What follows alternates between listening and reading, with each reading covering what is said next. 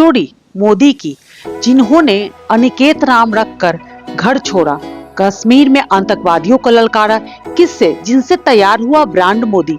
आइए जानते हैं मोदी जी के बारे में। नरेंद्र मोदी ने पिछले साल रिकॉर्ड तोड़ते हुए इस चुनावी सीजन में 206 रैलियां और रोड शो किए, टीवी चैनलों को करीब 80 इंटरव्यू दिए, होर्डिंग और कटआउट में हर जगह सिर्फ नरेंद्र मोदी रहे।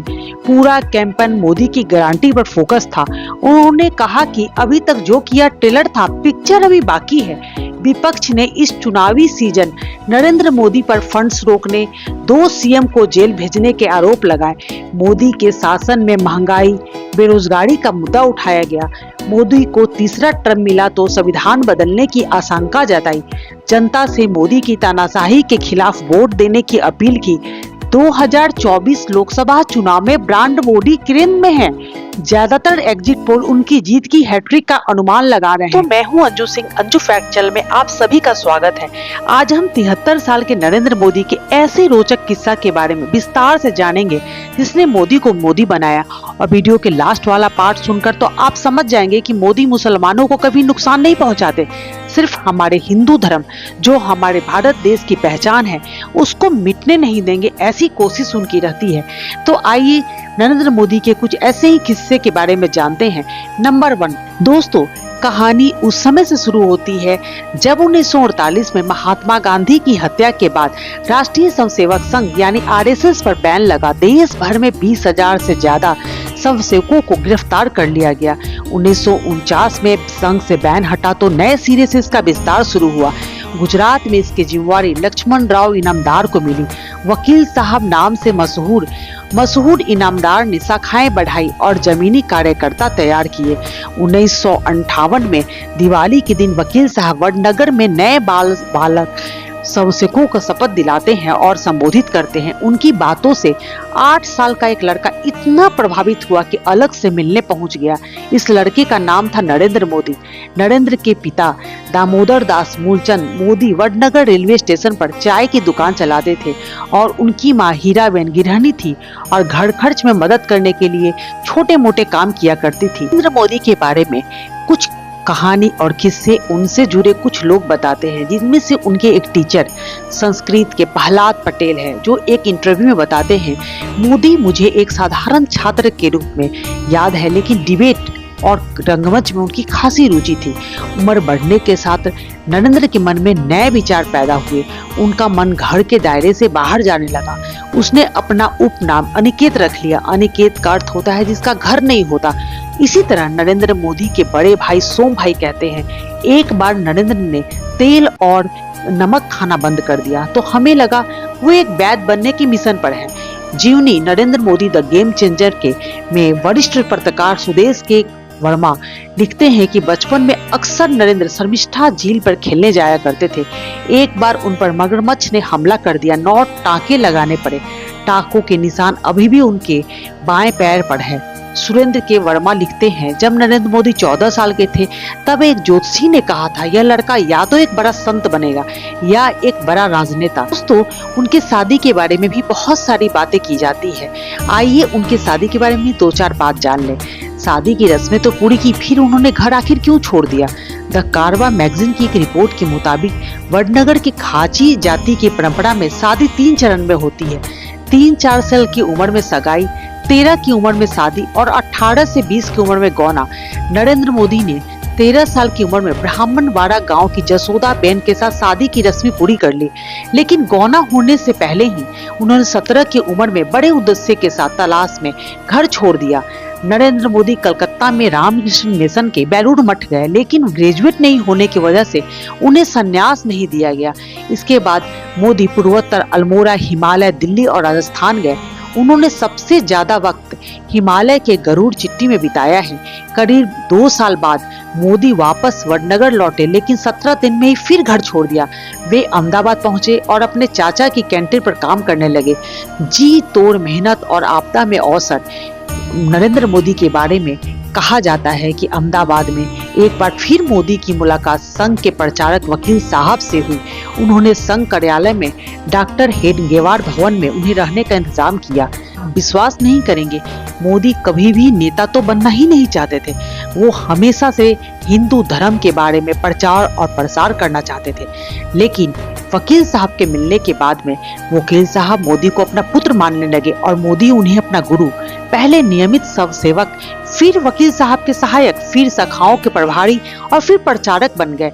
1973-74 में इंजीनियरिंग कॉलेज में मेस के बढ़ते दामों को लेकर स्टूडेंट्स ने नव निर्माण आंदोलन किया तो मोदी इससे जुड़े। 1975 में इमरजेंसी के दौरान विपक्षी नेताओं की मदद किया करते थे। गिरफ्तारी से बचने के लिए सरदार का वेश बना लेते थे। इस दौरान अटल, आडवाणी, मोरारजी देसाई समेत कई नेता गिरफ्तार हुए। 1979 में मोरबी मच्छू नदी का डैम टूट गया। मोदी कई समर्थकों के साथ वहां पहुंचे। कई दिनों तक वो इंसानों और पशुओं की लाशें उठाते और उनका अंतिम संस्कार करते रहे। मोदी की मेहनत और ग्राउंड कनेक्ट को देखते हुए संघ ने 1981 में उन्हें प्रांत प्रचारक बना दिया। बीजेपी में एंट्री और चुनावों का माइक्रो मैनेजमेंट कैसे बने, आइए जानते हैं। 1980 में बीजेपी अस्तित्व में आ चुकी थी।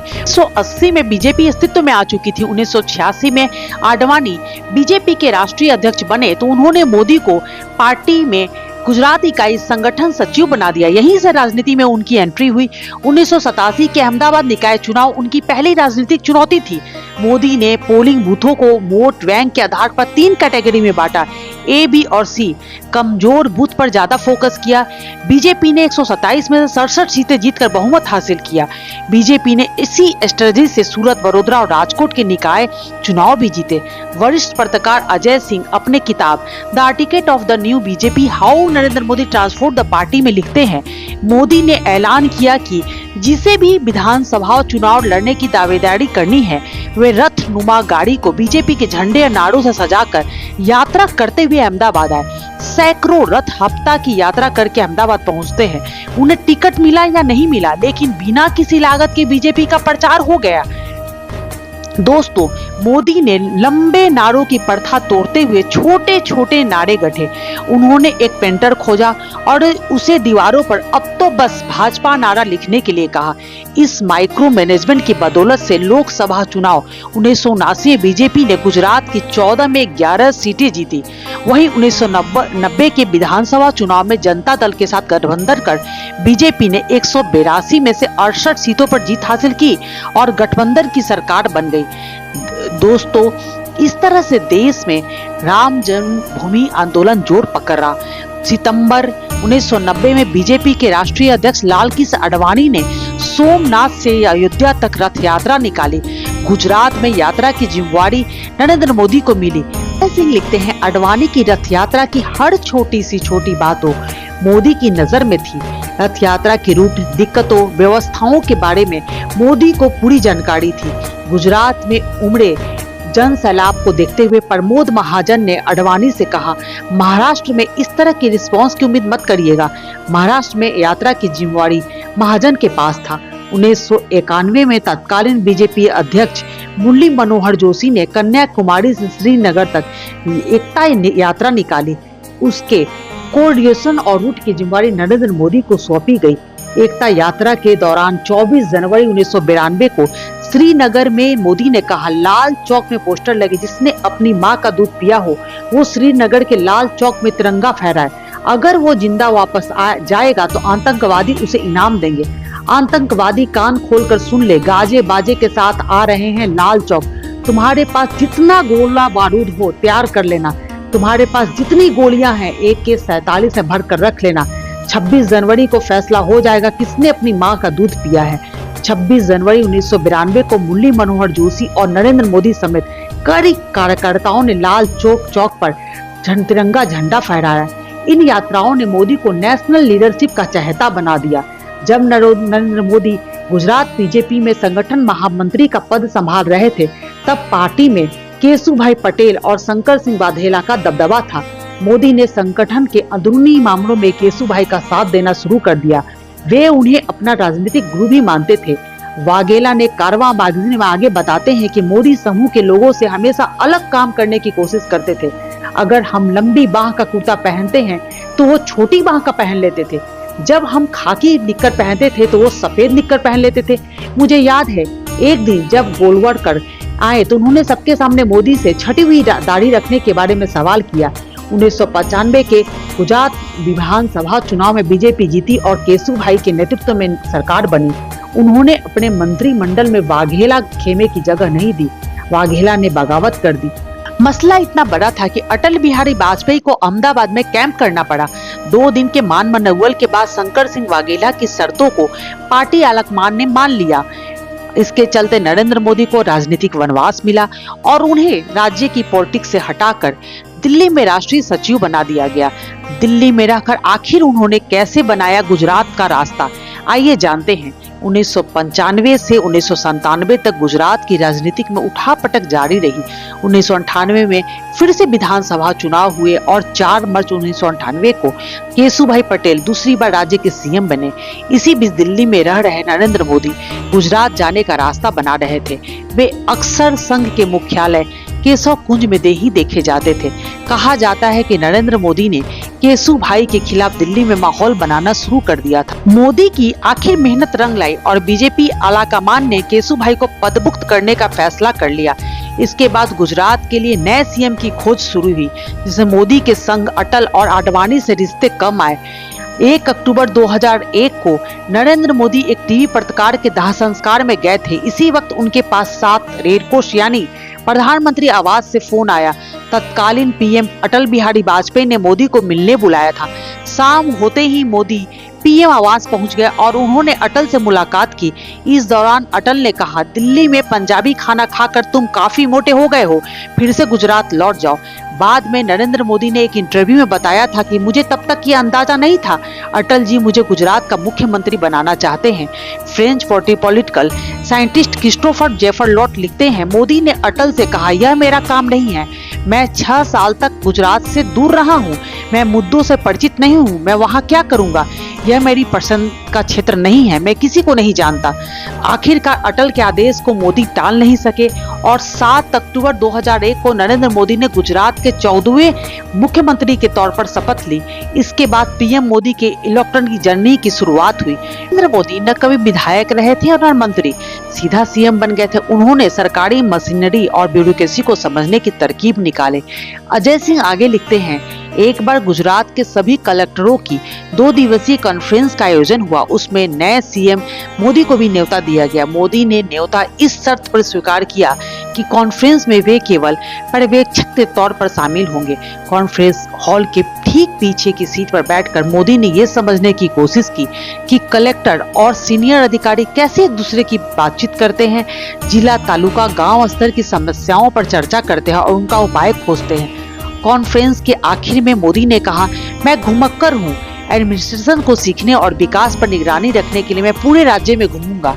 मेरे लिए कोई खास व्यवस्था न की जाए, मैं सर्किट हाउस या स्टेट गेस्ट हाउस में रुकूंगा। उनके साथ काम करने वाले वरिष्ठ अधिकारी बताते हैं, मोदी को किसी भी मुद्दे पर जानकारी न होने की बात बताने पर और एक्सपर्ट से उसके बारे में सुझाव लेने के कोई गुरेज नहीं है। कारवा मैगजीन ने मोदी के साथ काम कर चुके एक सीनियर पुलिस ऑफिसर के हवाले से लिखा है, अधिकारियों के साथ ज्यादातर ब्रीफिंग में मोदी बिल्कुल चुप रहते थे। वे अधिकारियों को बात करने देते थे और खुद सीखने की कोशिश करते थे कि प्रशासन कैसे काम करता है। वे बहुत सचेत रहते थे। शायद वो हर शब्द, लय और हर एक चीज की दिमाग में तस्वीर बना लेते थे।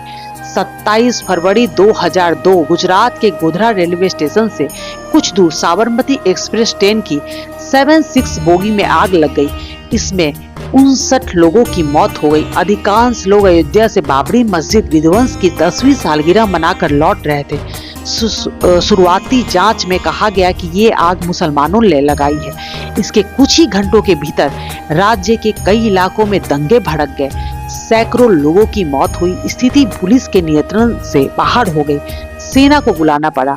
गुजरात में भड़के दंगों पर मोदी एक इंटरव्यू में कहते हैं, क्रिया और प्रतिक्रिया की चैन चल रही थी। हम चाहते हैं कि न क्रिया हो न प्रतिक्रिया हो।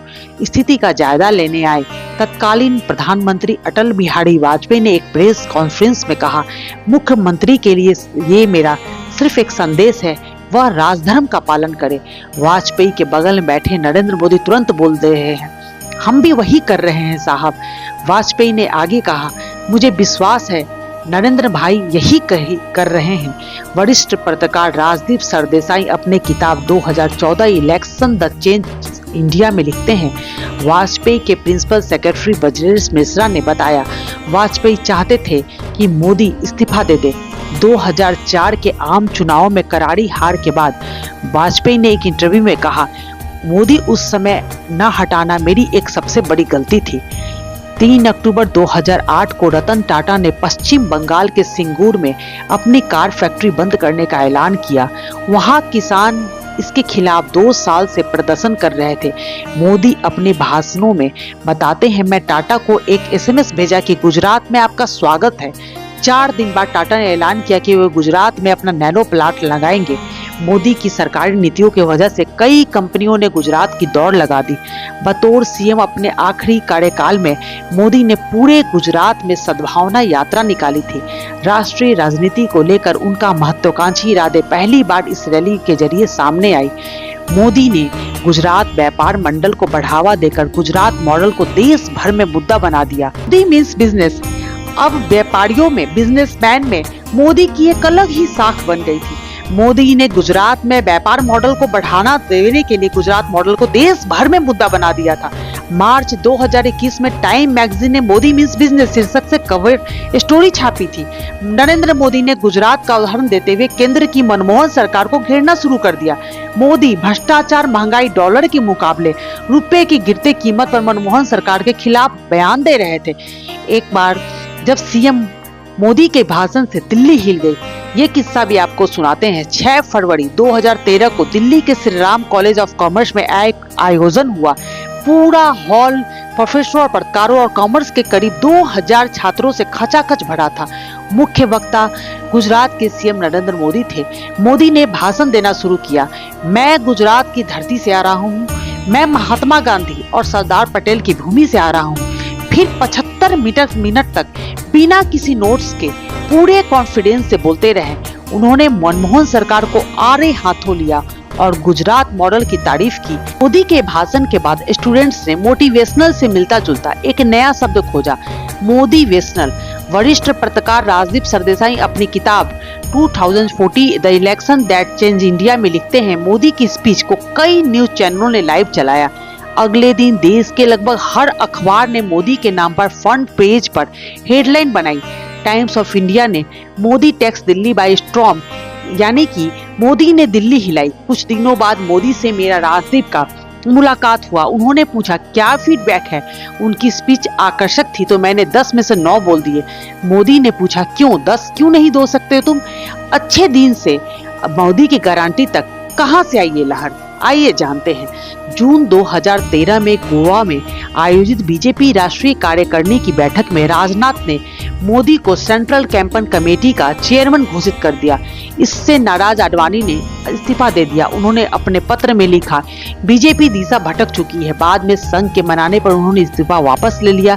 13 दिसंबर 2013 को बीजेपी संसदीय बोर्ड की मीटिंग हुई। आडवाणी को छोड़ बोर्ड के 12 सदस्यों ने बैठक में हिस्सा लिया। इसमें मोदी को पीएम कैंडिडेट घोषित कर दिया गया। मोदी ने नारा दिया, अच्छे दिन आने वाले हैं। मोदी युग से पहले बीजेपी ने 1999 के लोकसभा चुनाव में अधिकतम 182 सीट जीती थी। 2014 में नरेंद्र मोदी ने कमान संभालने के बाद 282 सीटों के साथ पहली बार अकेले पूर्ण बहुमत हासिल किया। 2019 के लोकसभा चुनाव में सीटें बढ़कर 303 हो गई। 2014 में लोकसभा चुनावों के बाद तमाम राज्यों के विधानसभा चुनाव में बीजेपी ने रिकॉर्ड दर्ज जीत हासिल की। 2018 तक बीजेपी 21 राज्यों की सत्ता में आ चुकी थी। मोदी लगातार 10 सालों से देश के प्रधानमंत्री हैं। 2024 के लोकसभा चुनाव में भी ब्रांड मोदी पर ही पूरा दारोमदार है। अगर वो जीतते हैं तो जवाहरलाल नेहरू के लगातार 3 टर्म चुने जाने के बराबर कर लेंगे। 4 बड़े फैक्टर जिन पर टिका है ब्रांड मोदी। नरेंद्र मोदी की पूरी राजनीतिक यात्रा, खासकर पिछले 10 सालों का कार्यकाल का एनालिसिस करेंगे। पहला, सांस्कृतिक राष्ट्रवाद। 1980 के दशक में नरेंद्र मोदी ने राम जन्मभूमि आंदोलन से जुड़े थे। 4 बड़े फैक्टर जिन पर टिका है ब्रांड मोदी। नरेंद्र मोदी की पूरी राजनीतिक यात्रा, खासकर पिछले 10 सालों के कार्यकाल का एनालिसिस करेंगे तो ब्रांड मोदी के 4 बड़े फैक्टर, जिससे हमें पता चलेगा कि हिंदू धर्म की रक्षा आखिर संघ के किस नेता ने किया था। पहला, सांस्कृतिक राष्ट्रवाद। 1980 के दशक में नरेंद्र मोदी राम जन्मभूमि के आंदोलन से जुड़े थे। 2019 में सुप्रीम कोर्ट का फैसला आने से भव्य राम मंदिर का निर्माण हुआ तो पूरा क्रेडिट नरेंद्र मोदी को मिला।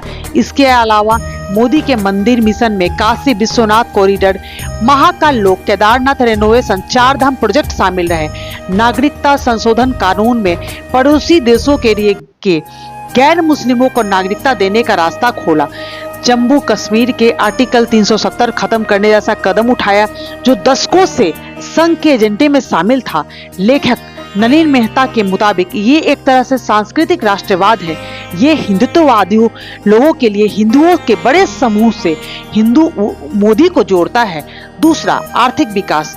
2014 में देश की अर्थव्यवस्था 10वें स्थान पर थी, जो 2022 में 5वें नंबर पर आ गई।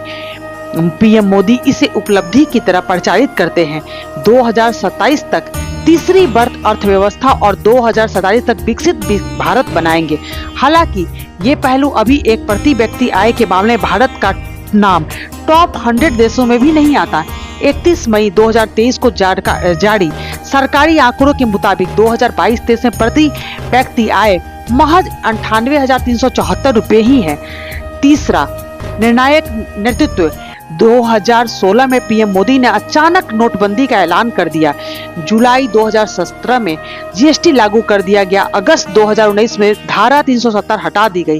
कोरोना महामारी के फैलने से रोकने के लिए मार्च 2020 में सख्त लॉकडाउन लगा दिया गया। नागरिकता संशोधन कानून बना दिया गया।